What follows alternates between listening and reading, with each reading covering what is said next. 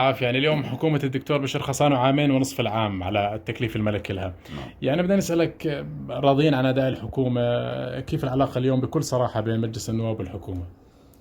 آه، موضوع الرضا على الحكومة ينعكس حسب أداء الحكومة والملفات الرئيسية اللي تكلفت فيها من جلال سيدنا بكتاب التكليف السامي.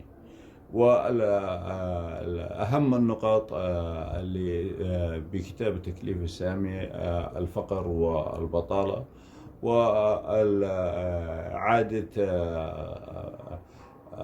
الإصلاح بشكل واسع من الناحية السياسية والاقتصادية والترهل الإداري. يتم الحكم على الحكومة خلال السنتين ونص بما أنجزت من في هذه الملفات.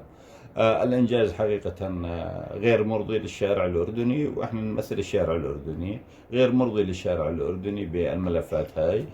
في خطوات وتم إقرار قوانين وبالتشارك مع مجلس النواب بالقوانين الناظمة للإصلاح السياسي والاقتصادي، وإن شاء الله يتم تقديم قوانين لمعالجة الترهل الإداري.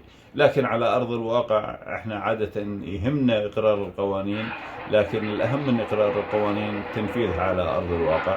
التنفيذ بطيء جدا لغاية الآن، ونأمل أنه يتم التنفيذ بشكل واسع حتى تنعكس على كافة شرائح المجتمع بالمستقبل القريب.